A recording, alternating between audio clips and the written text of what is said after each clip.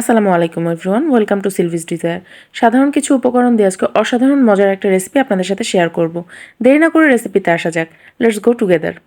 এই রেসিপিতে আমার যা যা লাগছে: চিংড়ি মাছ, একটু বড় সাইজের চিংড়ি মাছ আমার মতো করে আমি কেটে নিয়েছি, আমি যেভাবে পরিষ্কার করি।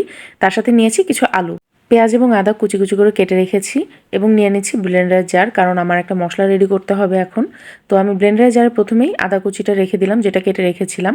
তার মধ্যে দিয়ে দিলাম 10টা শুকনো মরিচ এবং 1 চামচ পরিমাণ জিরা। এখন এটা সুন্দর করে আমি ব্লেন্ড করে নিব। ব্লেন্ড করার পর কালারটা খুব সুন্দর লাগছে না? ইয়েস। এরপর চুলায় একটা প্যান বসিয়ে তাতে আমি পরিমাণ মতো তেল দিয়ে দিচ্ছি। তেলে অবশ্যই লবণ এবং হলুদের ছিটা দিতে হবে, যেটা আপনি চিংড়ি মাছে মাখিয়ে দিতেই পারতেন, কিন্তু দিবেন না, কারণ এটা একটা লেন্দি প্রসেস রান্না। চিংড়ি মাছ অতিরিক্ত রান্না হলে, ওভারকুকড হলে তখন রাবারি হয়ে যায়। তো আপনার অবশ্যই হলুদ এবং লবণটা প্যানে দিতে হবে, চিংড়ি মাছে মাখিয়ে দিলে হবে না। চিংড়ি মাছগুলো একে একে এখন আমি দিয়ে দিচ্ছি।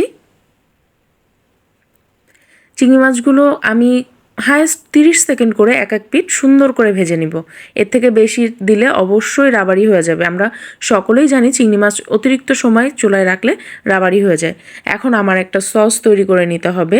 তো সেটার জন্য আমি টমেটো কেচাপ নিয়ে নিলাম, ছোট মিনি প্যাকেট 2 প্যাকেট, একটু সয়া সস এবং 1 চামচের একটু কম, হাফ চামচের একটু বেশি গোলমরিচ, কালো গোলমরিচটা ব্লেন্ড করে দিয়ে দিলাম। ভালো করে আমি সসটা মিক্সড করে একটা সাইডে রেখে দিচ্ছি। সসটা আমার রেডি হয়ে গিয়েছে। এখন আমি চিংড়ি মাছগুলো প্যান থেকে তুলে ফেলবো, কারণ অতিরিক্ত সময় রাখলে চিংড়ি মাছগুলো আসলে রাবারি হয়ে যাবে। আমি বারবার বলছি, কারণ আমরা যারা নতুন রাঁধুনিরা আছি এই ভুলটা মাঝে মধ্যেই করে থাকি। তো আমার চিংড়ি মাছটাও তোলা হয়ে গেছে। এখন এই তেলের মধ্যেই আমি দিয়ে দিচ্ছি পেঁয়াজ কুচি, যেটা কেটে রেখেছিলাম। পেঁয়াজ কুচিগুলো দিয়ে ভালো করে একটু ভেজে নিব। পেঁয়াজটা যেহেতু আমি ব্রাউন কালার করে ভাজবো না, তাই প্রথমে পেঁয়াজের মধ্যে হালকা একটু লবণ দিয়ে দিচ্ছি। লবণের পরিমাণটা অবশ্যই বুঝে দিতে হবে, কারণ চিংড়ি মাছ ভাজার সময় তেলে হালকা একটু লবণ দেওয়া হয়েছিল, এবং আমরা যে সসের মিশ্রণটা রেডি করেছি সেটাতেও প্রচুর পরিমাণে লবণ আছে। পেঁয়াজটা হালকা কিছুক্ষণ ভাজার পরে যখন পেঁয়াজের কাঁচা গন্ধটা চলে গিয়েছে, তার মধ্যে আমি আলু দিয়ে দিয়েছি। আলুটা দিয়েও আমি বেশ কিছুক্ষণ ঢাকনা দিয়ে এবং ঢাকনা ছাড়া ভেজে নিয়েছি। এবার আমরা যে মশলাটা রেডি করে রেখেছিলাম, শুকনা মরিচ, আদা এবং জিরা ব্লেন্ড করে, সেই মশলাটা এর মধ্যে দিয়ে দিচ্ছি।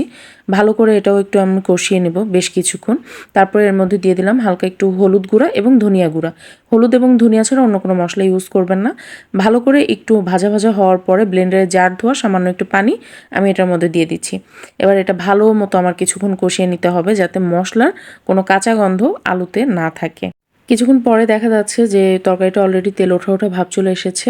তো আমি এখন এটা ভালো করে একটু নাড়াচাড়া দিয়ে এর মধ্যে চিংড়ি মাছটা অ্যাড করে দিব। চিংড়ি মাছটা অ্যাড করে আবারও কিছুক্ষণ আমার ভালো করে কষিয়ে নিতে হবে, ঢাকা দিয়ে এবং ঢাকা ছাড়া। আমি কিছুক্ষণ অ্যারাউন্ড 5 মিনিটস আমি এটা একটু কষিয়ে নিব।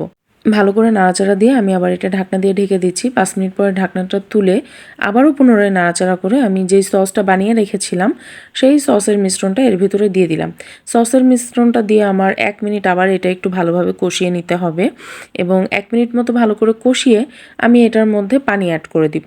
হ্যাঁ, সামান্য একটু গ্রেভি না থাকলে এটা মোটেও ভালো লাগবে না, যেহেতু আমি আলু দিয়েছি। বাই দ্য ওয়ে, আপনারা যারা আলু পছন্দ করেন না, আলুটা স্কিপ করতেই পারেন, বাট আমি খুব আলু পছন্দ করি, যার কারণে আমি আলু দিয়েছি। এবং আলু দিলে আমার মনে হয় এটার টেস্ট অনেকটাই বেড়ে যায়, যেহেতু এটা সস দেওয়া আছে এবং ঝালের পরিমাণটাও অনেক বেশি, একটু ট্যাঙ্গি ফ্লেভারও থাকে, ঝাল ঝাল। তো অন্যরকম একটা টেস্ট। আমি আসলে আপনাদের এক্সপ্লেন করতে পারছি না। রান্নার শুরু থেকে এই পর্যন্ত যে ফ্লেভারটা আমি ফিল করছি, সেটা আপনাদের যদি একটু আমি শোনাতে পারতাম কিংবা বোঝাতে পারতাম, তাহলে হয়তো আপনারা জানতেন। কিন্তু আমার বিশ্বাস আপনারা অবশ্যই রেসিপিটা ট্রাই করবেন এবং বুঝতে পারবেন আসলে এটা অন্যান্য চিংড়ি মাছের রেসিপির থেকে একটু আলাদা। অ্যারাউন্ড 5 মিনিটসের মধ্যে আমার রেসিপিটা রেডি হয়ে গিয়েছে। আমি প্লেটে ভাত নিয়ে নিচ্ছি, কারণ আমার এখন এটা টেস্ট করে দেখতে হবে। তো আমি দেরি করিনি, চুলা থেকে ডিরেক্ট নামানোর পরে আমি প্লেটে নিয়ে নিয়েছি, এবং এতটাই গরম আমি ঠিকমতো হাত দিয়ে ধরতে পারছি না। রেসিপিটা ভালো লাগলে অবশ্যই ট্রাই করে দেখবেন। কে কোথা থেকে আমার ভিডিওটা দেখছেন কমেন্ট করে জানাতে ভুলবেন না। আল্লাহ হাফেজ।